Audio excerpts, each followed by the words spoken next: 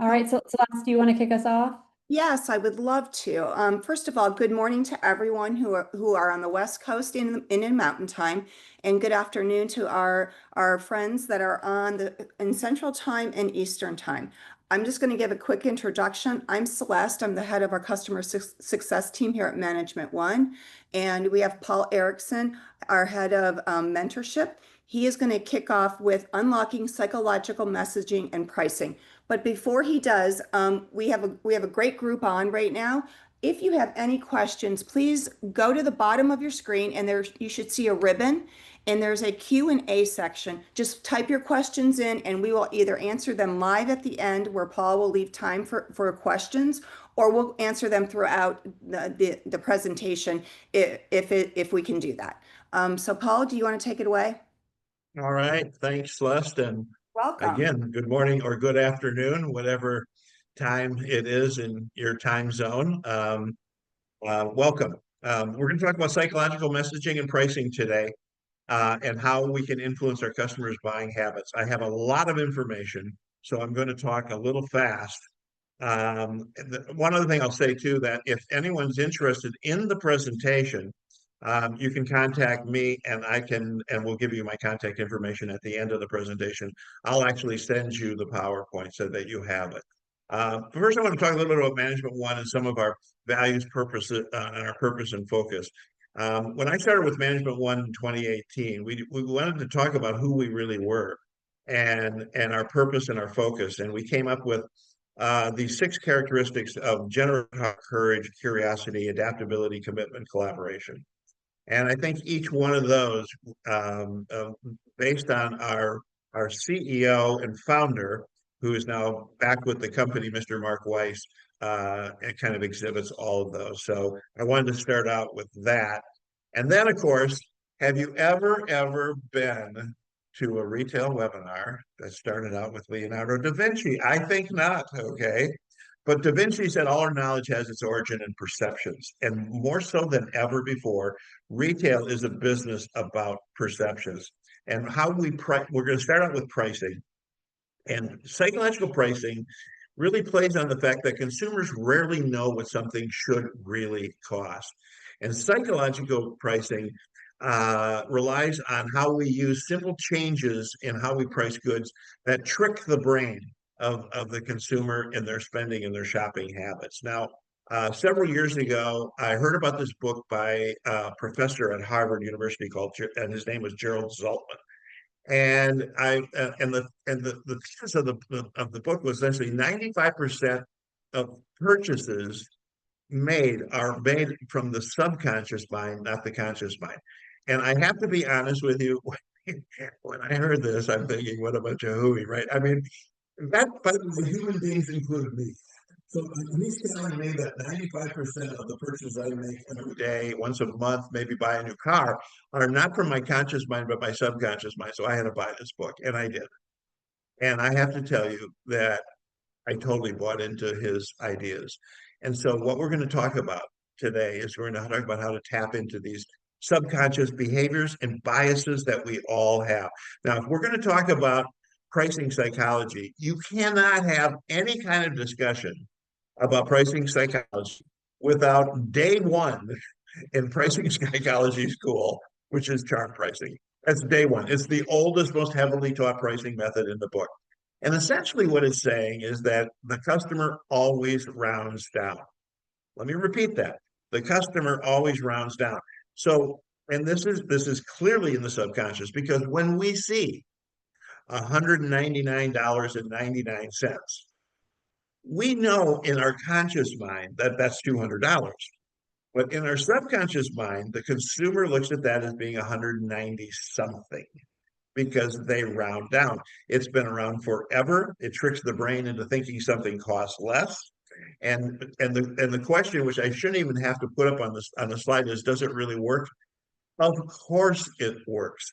And it works to the degree that it works in ways that I didn't even understand until a few years ago, when I read an article in the Journal of Quantitative Economics. By the way, anyone on this listening to my voice on this webinar, if you're having any problems sleeping at night and have some insomnia issues, I would strongly urge you to get a subscription to the Journal of Quantitative Economics. Just go through reading about one page and you're going to be out like a light. But anyway, this was an interesting article, and what it learned is that for consumers, when they look at price ending in 9 are now so effective, they're outselling even lower prices for the exact same product. In other words, they had numerous examples of this in their study. One was, just to give you an example of an example, a $60 item that they priced at $45, and then they priced it at $49, and what they found is when it was priced at 49, it sold better, even though it was more money. So why would that be? And I have a certain theory about that. They had a theory about that, but I think it has to do with charm pricing. I think that the consumer is now, we see charm pricing $19.99, $29.99, $199, $19.99. We have now in our subconscious, the consumer has now equated the number 9 with a good deal. And it's because of the ubiquitous of pricing with 9s on a sale price. So I found that's even gone to that point with charm pricing. Now, a lot of people, I was talking to a retailer the other day and they said, Paul, you're going to do a webinar. Are you going to do the webinar in Delta Airlines? And I go, yes, I am, because it's a winner, but it's such a revealing thing about how we can add to our bottom line by little things. And when I say little things, I live in Minneapolis, Minnesota. And if you live in Minneapolis, Minnesota, 85% of the flights in and out of the airport is Delta. It's their second largest hub after Atlanta. And so when I flew a lot, I flew them all the time. I'm a 3 million miler with Delta, for example. So one year I'm going through my receipts and I see every ticket I bought on Delta Airlines ended with 20 cents. Now, when I was buying the tickets, it didn't even occur to me that ticket to Chicago, which was $256 round trip, was $256.20. It didn't occur to me that year I gave a speech in Tokyo and had to fly, and my sponsors flew me business class, so I got reimbursed for the ticket, but the ticket was like $4,520.20. And so thinking about this, I go, I'll bet you Delta, not bet you, I'm sure Delta didn't lose one sale because of 20 cents. One worldwide. And so it was free money. So I thought, I wonder how much that added up to them. So I looked it up, took me a while, but I found it. They sold 150 million tickets that year. 150 million tickets with 20 cents on each one is $30 million. They put $30 million in their bottom line with no loss of business, no tarnished image. In fact, people didn't even see it. I mean, ask yourself if you're in an apparel store. Is that Ralph Lauren t-shirt is going to sell any differently at $17.50 than $17? Absolutely not.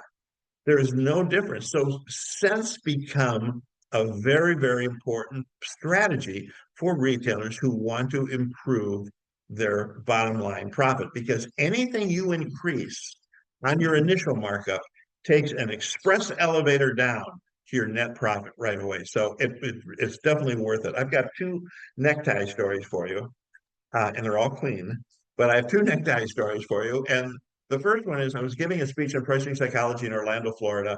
Afterwards, my sponsors took me to lunch. On the way back, I'm heading back to the hotel to grab my stuff, head back to the airport. And by coincidence, we're walking by a luxury men's store. And also by coincidence, the owner, who had been at my seminar, was standing in the doorway talking to a customer, I would assume. He sees me, stops me in the street and goes, Paul, I got to tell you, I was at your seminar. I'm already instituting your pricing psychology methodology. And I said, already? It's been 45 minutes. And he goes, well, I got back and my necktie buyer, Bill, I don't know what his name was, but Bill was unpacking Robert Talbot ties. And I looked at the price and every one of them was $115. And I started asking myself again, I started asking questions. Well, is 115 the right number? How did we come up with 115? I asked Bill, where did 115 come from? And he goes, well, that's what we've always priced them at. Not a good answer. And so I asked him, I go, why don't we price them at 119? In fact, why don't we price them at 119.50? And so we had them tear all the tickets off, reprice them at 119.50. Paul, you know how many Robert Talbot ties they sell in a year? at $4.50, you just made that hour of my time worthwhile. About a month later, he called me back and he said, so I was interested. The only other store in Orlando that carries that line, I think, was Dillard's. I think, I'm not sure, maybe Nordstrom, doesn't matter. It's a department store. We went out to check out, see what their prices were. All of the rubber pelletized 129. We get lazy about pricing. We think everybody's shopping price all the time. They're not. There are certain things that are impulse items that you can get much more markup out if you think, as long as you're willing to do it. My second tie story is one of my favorites, and it's about my idiot oldest son. My daughter, my middle daughter, got married to an Irishman in 2018. So we all fly over to Ireland, and the men in the wedding were all going to wear blue suits, white shirt, blue tie. So when I was in Minneapolis, I bought Jake a blue suit, white shirt, blue tie. Day before the wedding, comes up to me. We're already in Ireland. He goes, "Dad, I forgot my shirt and tie." He is in the wedding, everybody. He's in the wedding. He forgets his shirt and tie. So we take him into Belfast. It was in Northern Ireland, and we found an inexpensive store. And I bought him a white shirt, blue tie. Didn't even look at the price. When the salesman is ringing me up, it's a young kid. I said, "Hey, by the way, how much is the tie?" The sales boy says 18 pounds. Remember, we're in Northern Ireland, part of the UK. I go, 18 pounds. That's a stupid price. And the kid looks at me and goes, "What?" I think, thinking I'm the ugly American. And he goes, "What do you mean?" And I go, "Well, why on earth would you price it 18? Why wouldn't you price it 19? Are people literally going around pricing neckties? Are they going online to find that exact same necktie so they can save a pound or a dollar? Of course not. You're just leaving money on the table." Kid looked at me and he goes, "Should I get my manager out here?" He said, "No, no, I'll buy it at $18. But we don't think sometimes. I would urge everybody to start thinking about getting more markup. We might have another round of inflation. We have tariffs. We have a lot of things going on that we need to stretch the margins wherever we can, and we need to think about it. We don't just buy the way we used to buy. We don't just mark up the way we used to mark up. I used to ask retailers questions about how do you come up with where you have more of a free range on pricing. And there's some things we can't. It's MAP pricing, it's MSRP pricing, so that we can't really touch. But where there's a whole lot in your store, I don't care what kind of store you have, that you do have the ability to get more markup. How do you determine the price? And every time I get an answer like I multiply the cost by 2.2, or I double the cost and add $1, or like the tie buyer said in Orlando, that's what I always price it at. Why are you even asking me these questions in a very defensive manner? And you realize that retailers really don't know what they should be pricing things at. And everything is being priced at based on cost. So what if, and I'm just going to do a what if we decided that we were going to experiment in the store and not use cost as our pricing methodology? Let me explain what I mean. So let's say Celeste, who introduced me today, Celeste owns the store, and Celeste and I are at a trade show, and we sit down, we're looking at a new line, and we've never seen this line before, and we're going to have an exclusive of it in our area, and it's not a line, it's a tchotchke line, it's impulse items. So we look at this one item and we love it. Oh my God, this will sell. We'll put it right up by the counter. This will sell. Our customer's going to love it. So what's the next thing we would do? We would ask the salesman, "How much is it?" And when you do that, you have just you are limiting yourself into the markup, because what you should do is decide what it will sell for before you know the cost price, because the customer doesn't know the cost price. So let's figure out what it's going to sell at, because let's put us in the same position as the customer. So we say 39, and Celeste goes, "Let's put 50 cents on it, 39.50. Okay, now we can ask how much it costs. And let's say the salesman says $9. We knew 9 in advance. We'd mark it 29.50. Let's be honest. That cost price becomes a gravitational pull on how we price things. I would urge you, when consumers are asked, what do they think you mark goods up? They would typically say anywhere from 70 to 90%. That's what they think. I say every now and then we prove them right. That's all. I want to talk about merchant and in-store messaging and presentation. And I took a couple of pictures here, one from the 1970s, my era, everybody, when I grew up in retail, those lower black and white pictures. I think if you look deep in there, you might be able to see Richie Sainer. And a picture of a independent retailer today. It's changed. 1972 called, it wants its merchandise presentation back. So what is going on here? Too many retailers are afraid of empty spaces. Oh, I have to look full. I can't have a blank wall. Oh, I have to be full. Too many retailers don't understand what a strike zone is in retail. A strike zone essentially don't, just like in baseball, don't display merchandise or put merchandise above the sight line or your chest line and don't put them below the knee. Let's get them right. Let's keep merchandise right in the strike zone. Having a bunch of stuff up on a high shelf like that does no good whatsoever. Nobody's walking in your store with their heads tilted up, looking around at the ceiling. To use sales enabling signage, we're going to talk about this to display advantages of why you should buy that product. I'm going to spend a lot of time on that, my friends. And then finally, the idea of the decompression zone and the power of first impressions when they walk into your store. But let's talk about that whole idea of how to fill empty spaces. Well, here's a picture of a retail store. Now, if you look at the wall, it's pretty much an empty space. If you look on the floor, it's not crowded, it's not cluttered with inventory. There's an empty space there. But how does it look? It looks fantastic. You can take empty spaces and make your store look beautiful. It's not that expensive to do this, by the way, if you just check into it and retailers that have creativity. So enough of the empty spaces I'm afraid of in the strike zone. Decompression zone. Decompression zone is really Paco Underhill talks about decompression zone a lot, but really what it's now become part of the retail lexicon today.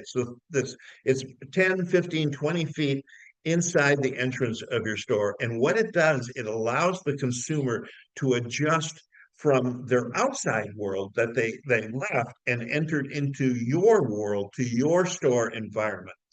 And if you do it well, it sets the stage for the shopping experience that you're going to offer them, because it's setting the stage, because it's telling them who you are. And it needs to be open, needs to be uncluttered, and it needs to have a display just outside the decompression zone of possibly product placement, telling them who you are as a store. Or if you're on sale, then make sure that if you're running a big sale, make sure they see it in the decompression zone. But this is really, really important to understand. Walmart gets it. If you go walk into a Walmart store, you'll see 50-cent soda machines there right by the front door. Now, why do they do that? Well, they're not making any money probably on it. But what are they telling the consumer in the decompression zone? They're telling them, hey, look how cheap the pop is here. If everything, you can buy a can of Pepsi for 50 cents. Think how cheap everything else is. The first 10 seconds they come in the store, they decide if their store is for them. So you got to tell them why. And that's what Walmart does. Remember, 50% of your sales floor is rarely seen by customers. So that first part is absolutely crucial. And this was a store I went into in Colorado a couple of years ago. And I was in Colorado and I walked into their store and here was their decompression zone. This was the display. I took it on my iPhone. Well, please someone tell me what is happening here, because I have no idea. If they're trying to sell Ariat, they've conveniently put the boots up on the top to make sure that the Ariat name is not being visible at all. But there's no point to this. I don't even understand what this display is. You've got to tell people who you are. Now, let me give you some examples of this. IKEA. If you walk into an IKEA store, you probably have seen the IKEA 365 plus presentation for cookware. Durable, versatile pots that make cooking fun 365 days a year, right? Well, it's their little sticky way to sell pots and pans. If you took that off of there, if you just removed the IKEA 365 plus signage, what would you have? You have pots and pans on shelves. That's it.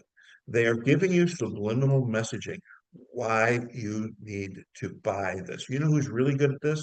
Duluth Trading Company. Duluth Trading Company is fantastic. Duluth Trading Company understands the power of a customer review. Because of the internet, we don't do anything practically anymore without looking at customer reviews. We don't stay at a hotel without looking at customer reviews.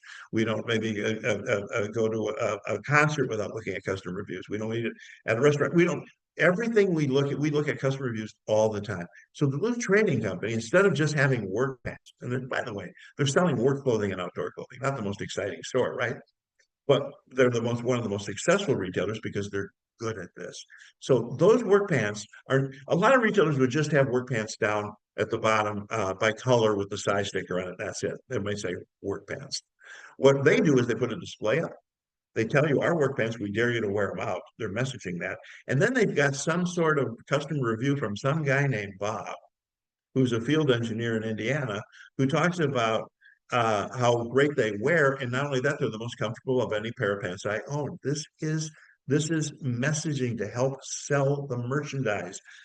Don't just put stuff out. Tell them why. Now, humor, which is you have to be careful using humor, but Duluth Trading Company does it very well. So their jeans aren't just jeans; they're the ballroom jeans, right? The crouch without the ouch. And it's not a Henley shirt; it's a Don Henley shirt. It's the Eagles. Take it easy, okay? So this is a client of ours in Gettysburg College, in Gettysburg, Pennsylvania. And I love this story because when I was there quite a few years ago, I was giving a tour by Michael, who was the store director. And I would walk through the store and it was beautifully laid out. But I would see this sign that would say Tammy's Picks on various parts of key display parts of merchandise in the store. And so I thought about the third one. I go, hey, Michael, is Tammy your buyer? Who's Tammy? And he looks at me and he says, Tammy, oh yeah, she was a student that worked here about 10 years ago. I don't know where she is now, actually, but we decided to make those signs because she was literally became effervescent when something new came in and pulled out of the box. She goes, oh, I love this. She was so excited. She had enthusiasm and excitement. And we said, we have to share this Tammy enthusiasm with everybody else. So I made these signs. Now, I can't, every time a student leaves, I can't make it like Emma's Picks because they're kind of expensive to make. So the point is everybody, Tammy doesn't exist.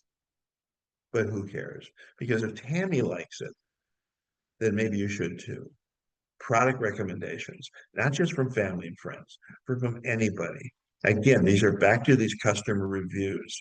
This is it. We are all underconfident. If you walk into a Total Wine store, you will see little stickers on certain wines that say, and it's a guy who works in the store, and it says, Bill loves this Cabernet because it's a great with a steak.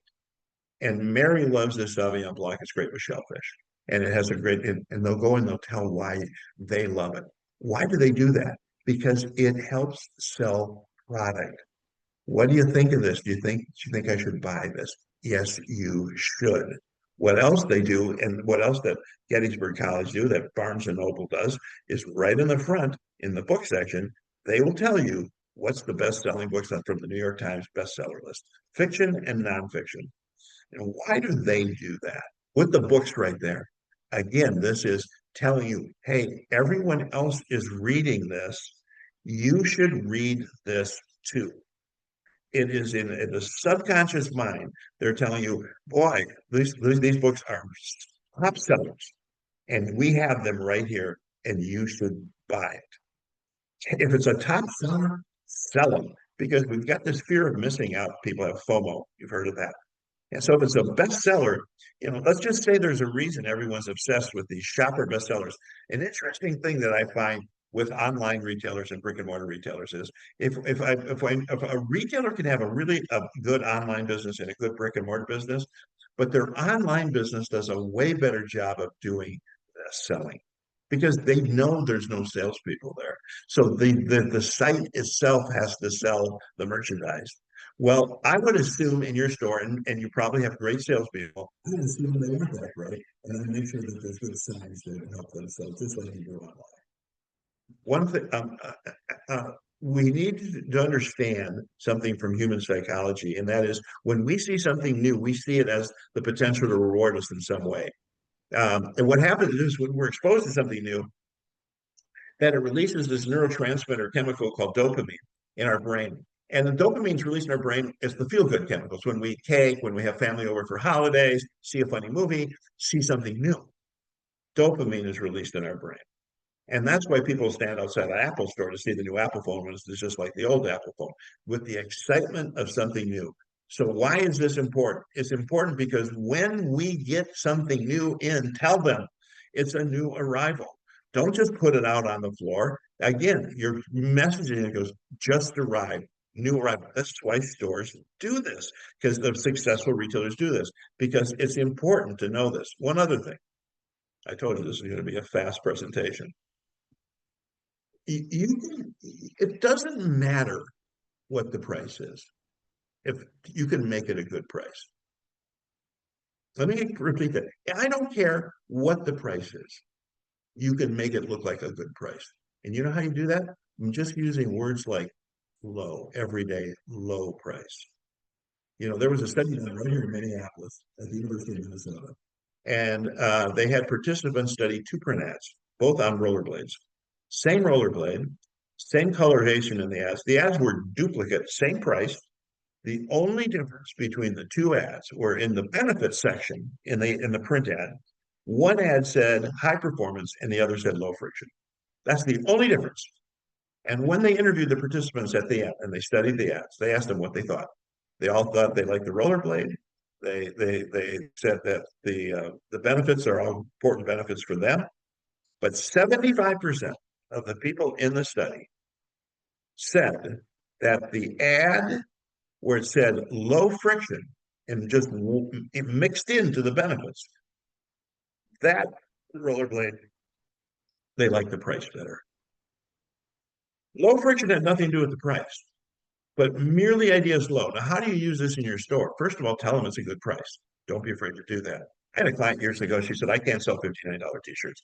I don't know. I'm not going to put $29 t-shirts in because they're too cheap and they're chintzy and stuff for my customer, but I just can't sell a $59 t-shirt. So I said, why don't you put $59 on the sign and say, our number one seller, do FOMO, our number one seller, and put our everyday low price $59.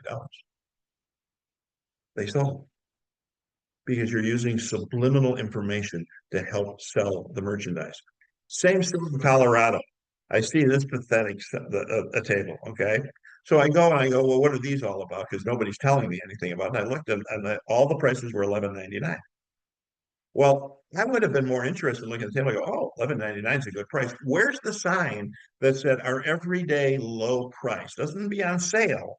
$11.99. 99 is, by the way, they were priced $11.99. That's good because that indicates a good deal, right? Number 9. But where's the sign? Where's the communication? Nothing is going on here. I want to talk about markdowns. You know, we have to understand too that for people, money is good and spending money is bad. So I would like you to try this on like a weekend sale. I want you to try it because the retailers that I've worked with that have said it's effective.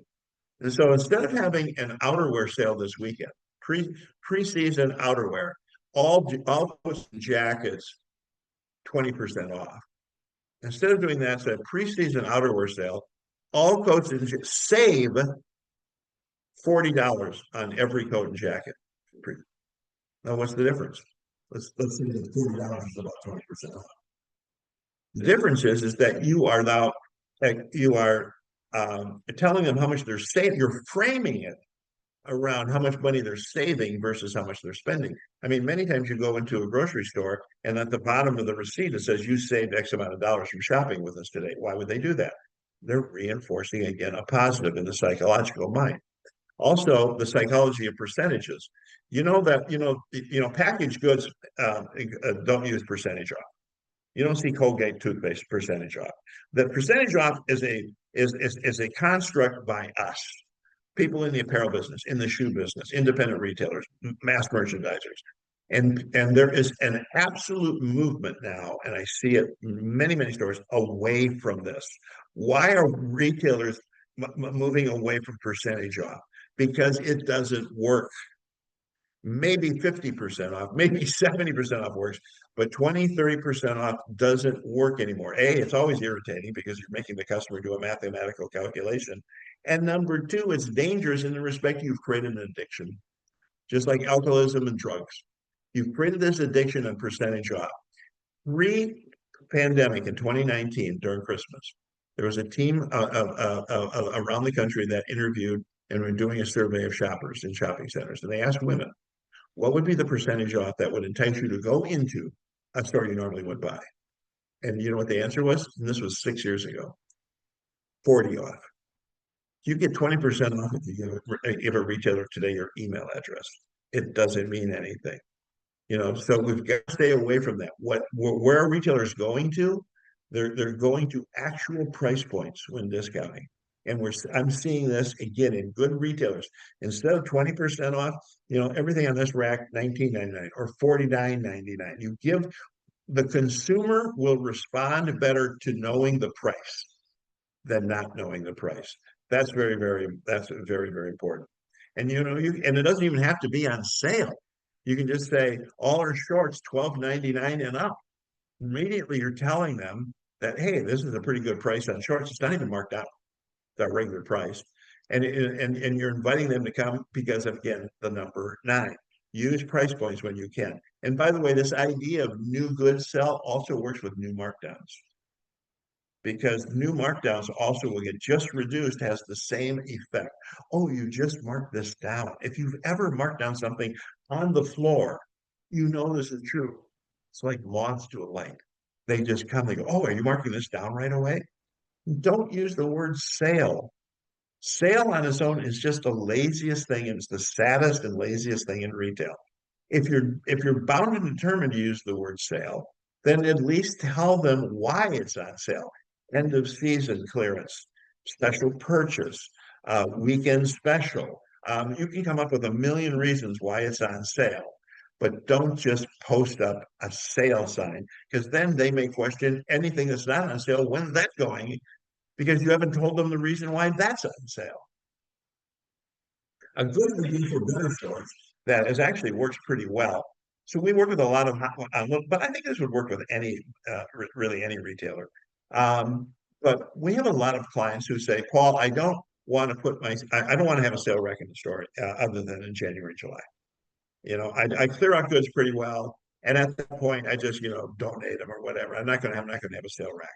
And I am very sympathetic to that idea, because you want to keep your sales floor clean of full price merchandise. But they don't even want to put it as an in-season markdown. But that still doesn't stop the fact that there's going to be things that aren't selling. That still doesn't stop the fact that you need to react to what's not selling to keep your cash flow and your sales growing, to taking discounts on what isn't moving. But what has worked well, and there's a psychological reason for this, is taking a blouse or a top or something that hasn't sold very well, or a dress, and marking it down on the tag. And I'm a big believer in aggressive markdowns, right? The first markdown should work. Take that markdown on the tag, and then creatively and skillfully merge that markdown merchandise in with full price.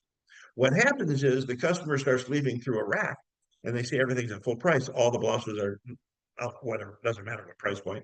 Blouses 120, 130, 110, 120. All of a sudden they come upon, in their size, a blouse for $49.99. Now, why is that an impact? Because if it was on the sale rack, they anticipated it. But if it's in with the full price merchandise, it's not with the bad kids, then it becomes a surprise. We all love surprises. Ladies, if your husband or your boyfriend brings you home flowers and chocolate on Valentine's Day, they're being a good boyfriend and husband. If they bring you home on a random Tuesday, flowers and chocolate, they're being an amazing husband and boyfriend, because they surprised you. So that can work for many, many stores. Okay, scarcity. Mr. Mark Weiss talks about this a lot. He's exactly right. One of the most powerful ways to get people to buy is tell them there's not much of it left. In fact, if you look at that sign on the right, I love that sign, last ones. Last ones says, be quick. These are the last ones. So it's got scarcity involved there. And they also say, these are our best selling styles. There's only a few left. They're not even marked down. But the point is, that's a lot more clever than just coming, because they're all broken. And so they may be marked down, they may not be. But I love that sign. Look, scarcity is a really key driver of people to buy. Zara understands this. The reason why Zara is as successful as they are, they have their average customer comes in 12, 13, 14 times a year. The average boutique in the United States, a good customer comes in 3, 4, 5 times a year. Is that they turn inventory fast, every 6 weeks, in and out. After 6 weeks, it's gone. They never recut. In other words, if a jacket sold out 80% across the globe, and every retailer would reorder that jacket, right? Oh my God, can I get more of it? Zara won't do that. They will say, if you don't buy it, you'll never see it again. Now, they're not stupid. They'll figure out in Madrid why that jacket sold, some attribute, buttons, color, fabric, epaulets on it. I don't know, whatever it is.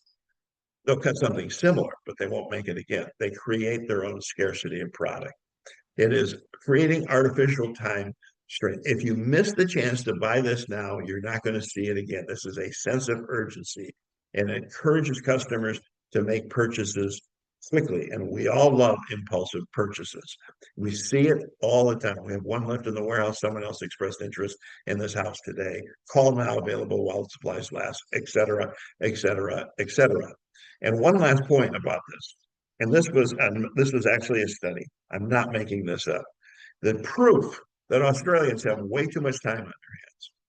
They actually had a study about if the hypothesis that all the girls get prettier at bar closing time is true. I'm not. This happened. This is in Australia. So what were their findings? Their findings that it is actually true. And the men get better looking too. We all are more attractive when the lights go on and they're ready to close the bar. Isn't that amazing? But what it didn't have anything to do with those drinking. That it didn't have anything to do with. What it had to do with is there are a lot less people left in the bar to pick from. I'm sure this guy on the left was, making moves on a lot of women that night. But when the lights went on, the Griselda twins up at the bar looked a lot better. Coupons are amazing because in an era today where there's sale, it has been proven that when we receive a coupon in the mail from a store that we shop, it actually gives us a certain amount of delight that goes way beyond just seeing something on sale. And there was actually a study done where we actually, and I think this was at Claremont University, where they did this study where when people receive coupons, we there's a rise in dopamine and oxytocin, and we were 11% happier. Our respiration traits dropped. They measure this. Found it interesting, but I do know this. Coupons do create kind of a special thing when we get them in the mail, but there are rules that you have to abide by on a coupon. Number one is never more than double the amount of the coupon for the minimum purchase. Ever. If Tommy Muhammad sent that coupon out for $50 and made the minimum purchase $500, it would have very little effect whatsoever. People wouldn't be able to do it. But when you make it double, and retailers don't do that because they're afraid they're going to come in and buy a $100 jacket and you're only going to pay $50, which was your cost. So I'm not going to do that. The reality is that never happens. The reality is when people have a coupon, they buy 4 times more than what they normally would buy. So that's number one. Rule number 2 is expiration date. You got to have an expiration date. All right. And then the other rule is an actual amount, not a percentage. And finally, the most important one is, and this is the one, when I see it, when I get a coupon, and it happens all the time from national retailers, you turn it over in the back and it says, not valid for, and have all these things you can't use it for, including sale merchandise. That's where I want to just jump off a tiny story building and end it all. You can't use it for sale merchandise. What on earth are you thinking? Well, I know what they're thinking. It was an accountant who thought that one up because of margin. Think about it. You'd rather have the customer use a coupon to discount something that came in yesterday, brand new merchandise, than something that's sitting in the back of the store that's been there for 9 months that you don't know how you're going to sell it. You may have to just donate it. No, I don't want to use it on that. Think how ridiculous that is. So no exceptions. The last one that I'm getting people to buy is the reciprocity principle.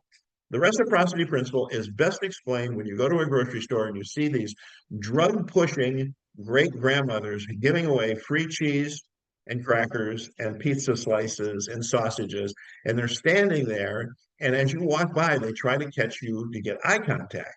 If you make eye contact with them, you are now drawn in to try a free slice of pizza or sausage or crackers and cheese or what have you. And then you try it and they ask you, do you like it? And of course, because people are nice, rarely would you say, oh, it's terrible. Say, yeah, it's very, very good.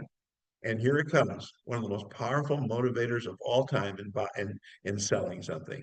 She looks at you and she takes her finger out and she goes, well, it's right over there if you'd like to buy it. Now, when she says this, coursing through your entire body is a feeling of obligation. I just received something for free, and now I feel obligated to return the favor.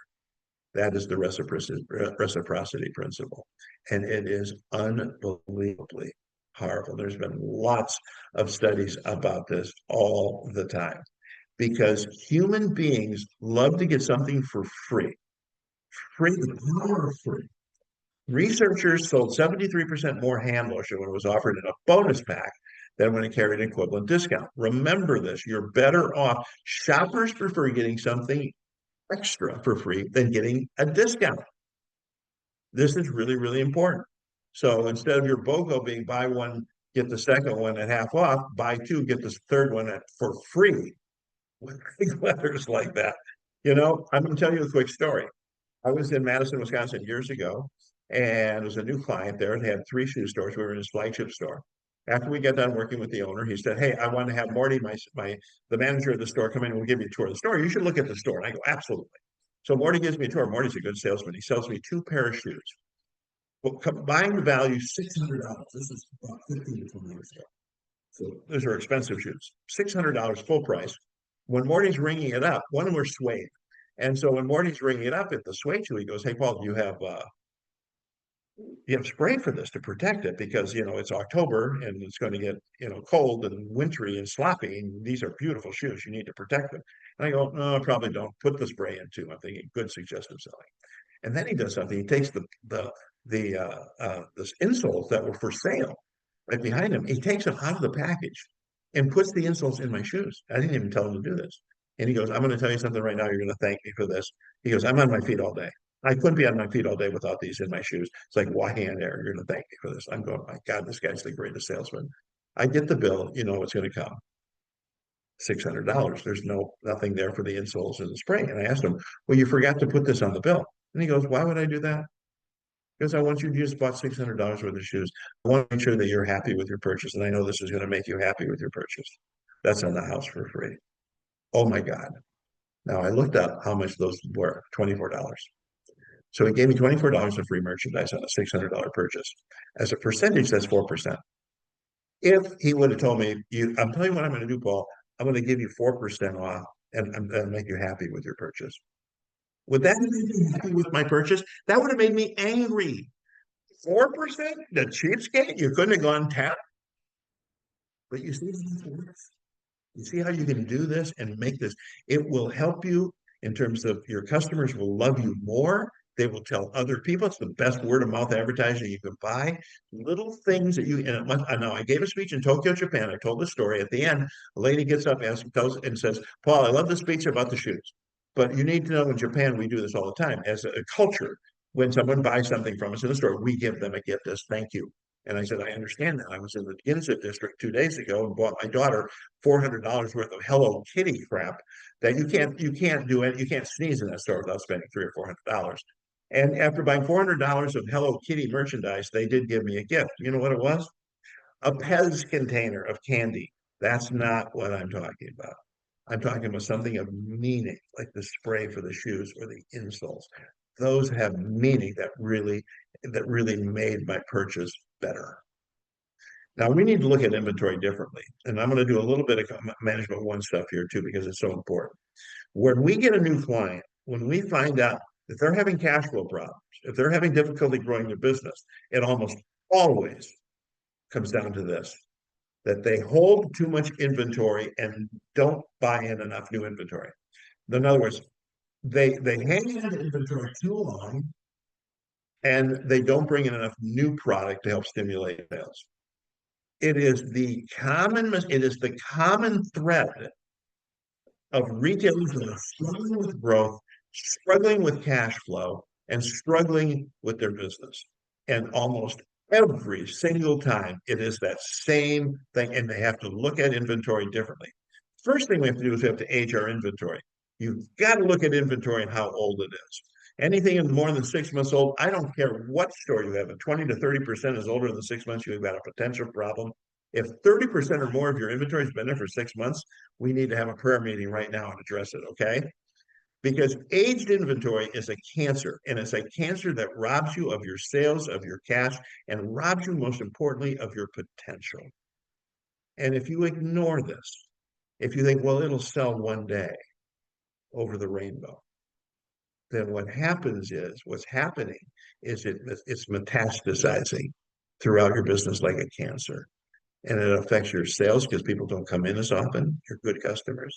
It affects your profits because eventually you're going to have to mark it down. You're not going to sell magically. It's not a unicorn. And it affects your cash flow because you paid for it, but you haven't gotten one nickel back in any kind of return for 6 months or more.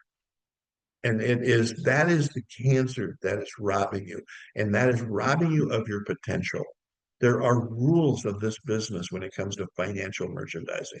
And it's important to understand to follow those rules because those rules are difference makers, big time, between successful retailers and not.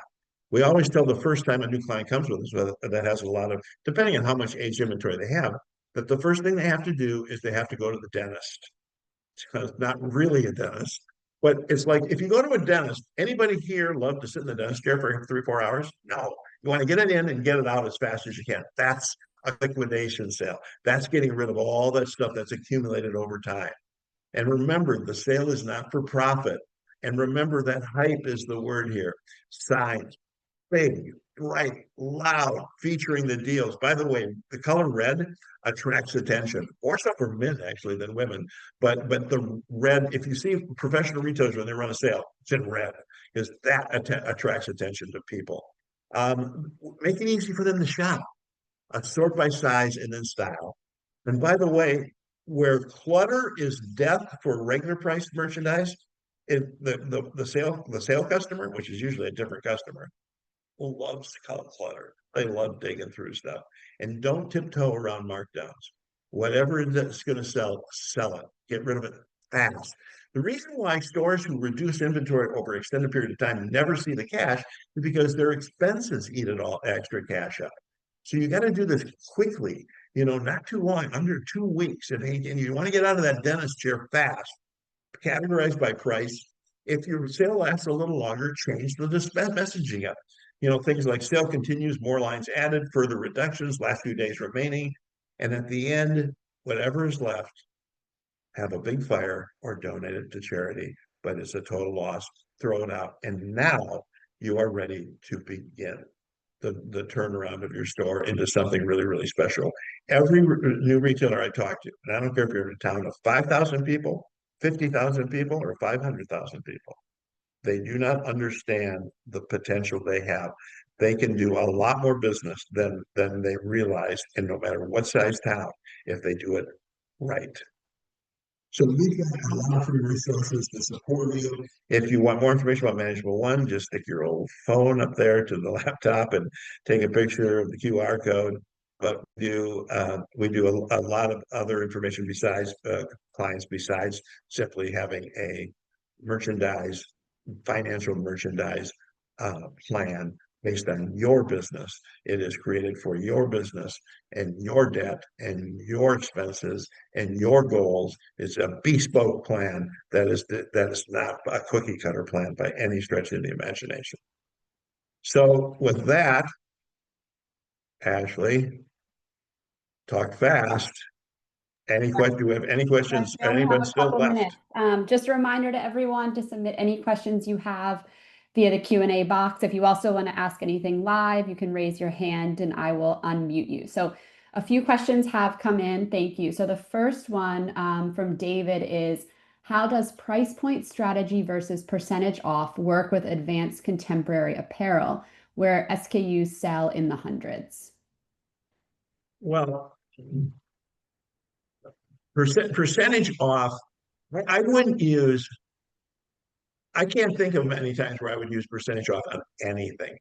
Now, price points don't necessarily have to be $49.99. I would say I like the idea of saving rather than spending. So on higher end goods, advanced goods, I think the idea there is, save $200 or something like that. I think that would be more effective than still percentage off. Percentage off is I think becoming very tacky and not effective for retailers right now. Great. Our second question comes from Carrie. Do you see a big difference between corporate sales versus something more boutique niche? I'm not sure what corporate sales mean. like a chain. If we're talking about a corporation, you're going to limited ability to give Yes, away stuff chain. for free. Clary just said chain. Okay, that you're going to have a limit. The one thing that independent retailers have over, I think, the chains is that they have more flexibility. They can pivot faster. So, and they can also, like for example, if you walked into a DSW for shoes, they're not going to give you anything for free. They're not going to give you that kind of personalized service. So that's an advantage. When we all think that corporate chains have all the advantages over independent retailers, they have in some respects, but in many respects, corporate independent retailers have a lot of advantages over the chains too, and that's their flexibility in what they can do. So yeah, there is a difference. And then Lucy asked the question of, will this video be shared? Yes, we'll be sending out the recording right after this webinar, really within the hour or two. And then just wanted to remind everyone that we also post our recordings on the Management One blog as well as our YouTube channel. If you happen to check out our blog today, Mark Weiss, our CEO and co-founder, posted a new blog post today specifically around smarter buying. It's definitely a must read if you get a chance to visit our blog. All right, we've got a ton of other questions have come in, so let me move really fast. This is from Sarah. Many luxury brands seem to end their prices in an 8. Is there a reason for this, or is it better to just end our prices in 9? Thank you. I have no idea why they would end them in 8. I don't know if that's a coincidence or something. I do know though that, and that study that at the beginning of my presentation of quantitative economics, that the number 9 has become for many retailers synonymous with a deal. So I think that, particularly in luxury goods, it would strike me that that would be a number to sort of steer away from on initial pricing. Yeah. Okay. We've got a question from Susan. So we own a flag business where we sell US made flags. There isn't a lot of new stuff in the flag world. We also get discounts when we purchase in bulk from our suppliers and get free shipping. Is this a wrong strategy to try to save costs? Not necessarily. It depends on how much extra inventory you have to buy against the discount they're giving you, because there are carrying costs to inventory. And so, for example, if they were giving you 30% off if you bought an extra, say, 2 months worth of inventory, that would be a really good deal, and I would jump on that. If they offered you 30% off cost, but you had to buy 2 years worth of inventory, that would not be a good deal. So it's all going to depend on the numbers, on what they're offering, and then how much more product you have to buy. That's what it's essentially a numbers game at that point. All right, great. And then we've got one question from an anonymous attendee. Is there a situation where not ending a price in 0.99 has a positive perception? For example, if it is a higher end item, like a nice diploma frame in the hundreds of dollars or a Tommy Bahama item.